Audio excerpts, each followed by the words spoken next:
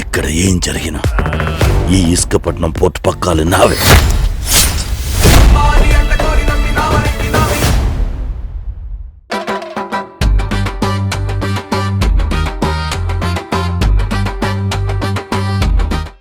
ఇలా జరుగుతుందని అసలు ఎక్స్పెక్ట్ చేయలేదు బంగారం. ఎంత పెద్ద ఎదవో తెలిసినా కూడా అమెరికా ప్రజలందరూ ట్రంప్ గాడికే ఓటేసి గెలిపించారు. ఓ పక్క యుద్ధాలు చేసేది ఆడే, మరో పక్క యుద్ధాలు ఆపుతానని చెప్పేది ఆడే. అమెరికా ఇరాన్ వారి వల్ల పెట్రోల్ ధరలు పెరిగిపోయి ప్రజలందరూ ఎంతో ఇబ్బంది పడిపోతున్నారు. కనీసం నెక్స్ట్ టర్మ్ లో అన్న ట్రంప్ గారిని ప్రజలందరూ ఓడిస్తారని కోరుకుంటున్నాను. పిచ్చి పిచ్చిగా వాగుతున్నావేంట్రా? నేను అడిగేదేంటి, నువ్వు చెప్పేదేంటి? ఏమడిగావు బంగారం? అర్ధరాత్రి 12:36:12 ఎనకేంటి వెంకట్రావు గాడి పెళ్ళం నీకెందుకు మెసేజ్ చేసింది? అంటే అది అది అసలు ఏం జరిగిందంటే ఏం జరిగింది? అది కాదు బంగారం. నీళ్లు నములుతున్నావేంట్రా నీటి అనుగు మొహం నాయాలా? ఇన్స్టాగ్రామ్ లో నీ చపాతీ మొహం పిక్స్ కి కూడా అది లైక్స్ కొట్టి కమెంట్స్ చేసేస్తున్నప్పుడే నాకు డౌట్ వచ్చిందిరా.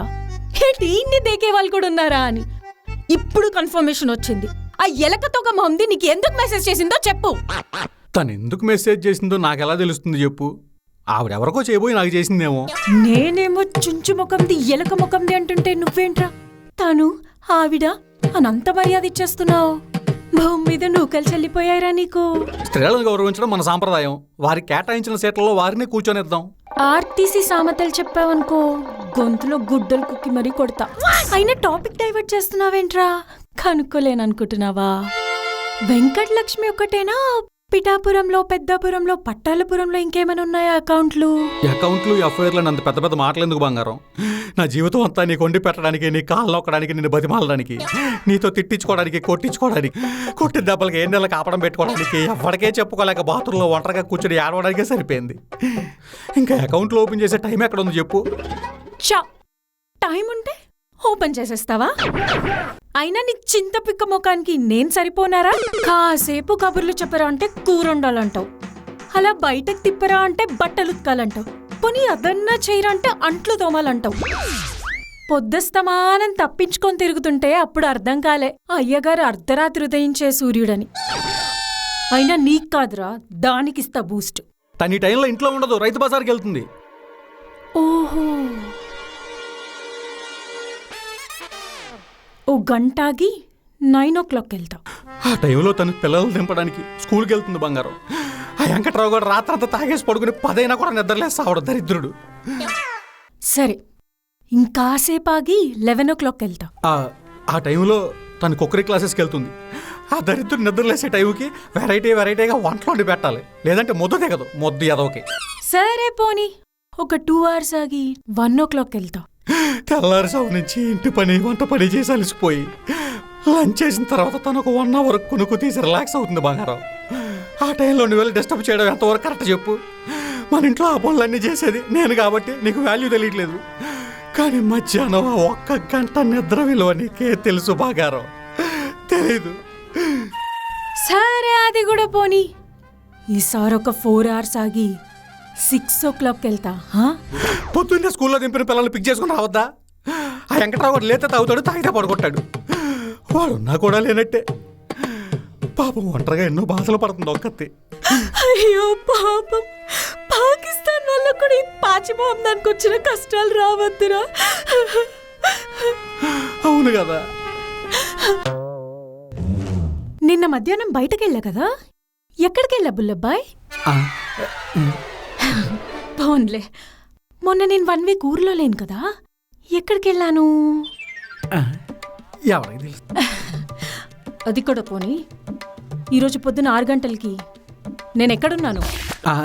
అంటే అది కాదు బంగారం. తడబుడతా వెంట్రా తాటికాయ మొహమోడా. ఎగ్గిరి తన్నాననుకో 36 పళ్ళు పాకిస్తాన్ వాళ్ళు ప్రయోగించిన చైనా డ్రోన్స్ లాగా రాలిపోతాయి. ఇంట్లో పెళ్ళాం ఎక్కడికెళ్తుంది, ఏం చేస్తుందని తెలుసుకునే స్పేస్ అయ్యగారి బ్రెయిన్లో లేదు. కానీ పక్కింటోడి పెళ్ళాం గంటకి సెకండ్కి ఎక్కడుంది, ఎలా ఉంది అని ఎంత ఇంట్రెస్టో నీకు కాదురా. ముందు దాని కాళ్ళు ఇరగొడతా. బావా గంగి బావా, నీ ఉన్న చోటు ఊరికే ఉండవా? ఏం చేసావు మళ్ళా? ఆ దగ్గర తన్నింది నిన్నైతే ఏం చేసావు నన్ను అడుగుతావేంటి?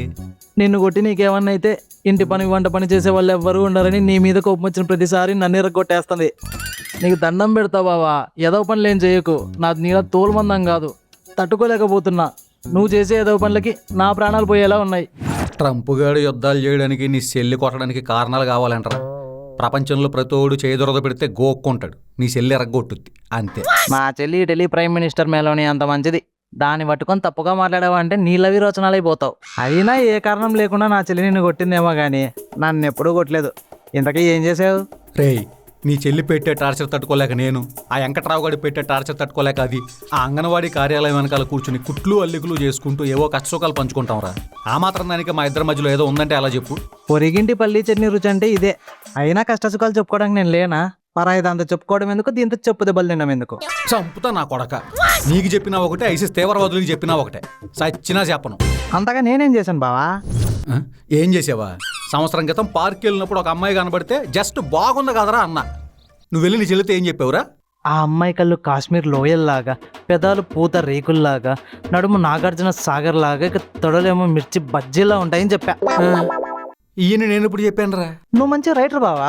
ఒక రైటర్ ఒక మాట అన్నాడంటే దాని వెనక నిగూఢార్థాలు, నగ్న సత్యాలు, నిద్రాణమై ఉన్న జాతిని మేలుకొల్పే నిప్పు లాంటి నిజాలుంటాయి. నీలో ఉన్న కవిని ఎవరు అర్థం చేసుకోలేదంటావు, చేసుకుంటే ఇలా ఏడు మొగం పెడతావు. సుస్సు కూడా సరిగ్గా పోయడం చేత కానీ ఎదవ్వే. కవుల్లో సృజనాత్మకత అర్థం చేసుకున్నంత బ్రెయిన్ ఉందిరా నీకు? 6 నెలల క్రితం జస్ట్ ఒక అమ్మాయి డ్రెస్ బాగుందిరా అన్న. నువ్వు వెళ్ళి నీ చెల్లితో ఏం చెప్పావురా? నీ మొగుడు అమ్మాయి వేసుకున్న డ్రెస్ చూసి, ఈ కలర్ చూస్తుంటే హృదయంలో హరివిల్లు విరుస్తుంది, డిజైన్ చూస్తుంటే దేవత స్వర్గం నుంచి దిగొచ్చినట్టుందని కళ్ళలో నీళ్లు పెట్టుకొని చెప్పావని చెప్పా. ఇంతలంత నేను ఎప్పుడు చెప్పానురా? రైటర్ కదా బావా. జస్ట్ డ్రెస్ బాగుందంటే బాగోదు. ఒక రైటర్ రాసే ఒక్కో పదం వెనకాల 100 భావాలు, 1000 ఊహలు, 1,00,000 ఆశలు ఉంటాయి. నేను చేసి నీ భావాన్ని ట్రాన్స్లేట్ చేసా అంతే. నీ ఎదవ ట్రాన్స్లేషన్ అది సీరియస్గా తీసుకుని నెల రోజుల పాటు ఒకటే మ్యూజిక్ తోలుమందం కాబట్టి తట్టుకుని నిలబడ్డా. మళ్ళీ ఏ మొహం పెట్టుకొచ్చి అడుగుతున్నావురా? అయినా రోజు రోజుకి దీని అకాయిత్యాలు ఎక్కువైపోతున్నాయి. విడాకులు ఇచ్చి పరదు. కష్టపడి ఇల్లు కట్టి కళ్ళు తాగి తగలెట్టాడంట నీలాంటోడే. ఈ సామెత అక్కడ వినలేదురా. తన కోపమే తన శత్రువు. కనీసం ఈ సామెతనే విన్నావా? అయినా విడాకులు ఇచ్చి ఏం సాధిస్తావా? అడక్క తింటావా? నీ ఇద్దరి దరిద్రం వదిలిపోతే మంత్లీ చాలా మిగిలిపోతాయి నాకు. అక్కడే ఎగ్గులో లెగ్గెట్టావు. గృహింస కేసు పెట్టి వెనకాలే వరకట్న కేసు యాడ్ చేసి ఫైనల్ గా అడల్టరీ కేసుతో ఫినిషింగ్ ఇచ్చిందంటే దెబ్బకి జైలు పోవాలి, లేదా జీవితాంతం ముష్టెత్తుకొనైనా భరణం కట్టాలి. ఆలోచించుకో. ఒరే, దానికి లేని ఐడియా లేవు ఒకరా, నీకు దండం పెడతా. బుల్లబాయ్.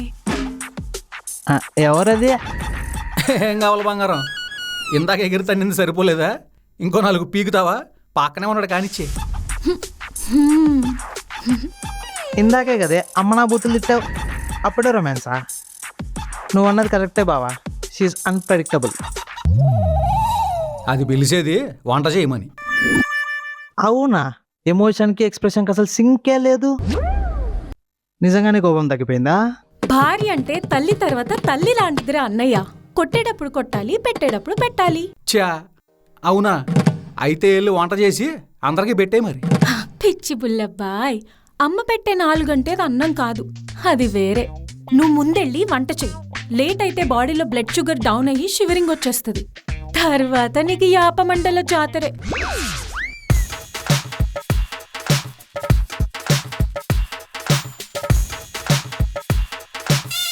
వెళ్ళిపోయాడా? చలమ్మా, నువ్వు అనుకుంటున్నట్టు బావ వెంకటలక్ష్మితో బంచిక్ కాదే, బాధలు చెప్పుకుంటున్నాడు అంతే. చా, మాకు తెలుదు మరి. ఏ దేశంలో వెళ్ళబడినా అమెరికా వాడికి ఒక కారణం కావాలి దొబ్బేయడానికి అన్నట్టు బావకి భర్తీ పూజ చేయడానికి నీకు ఒక కారణం కావాలన్నమాట. రే అన్నయ్య, పెళ్ళాన్ని చూసి భయపడిని మొగుడు జింకని చూసిన పులి కంటే ప్రమాదం రా. అందుకే రక్తి కట్టించే సన్నివేశాలు క్రియేట్ చేసి రక్తం వచ్చేలా కొట్టాలి. నువ్వు బావ కన్నా పెద్ద రైటర్లా ఉన్నావే. మీ బావేనేంటి సినిమాటిక్ లిబర్టీ తీసుకునేది? నేను తీసుకుంటా. Dead easy. Cinematic liberty dead ఈజీనా? ఇది ఎక్కడో విన్నట్టుందే. బుల్లబాయ్,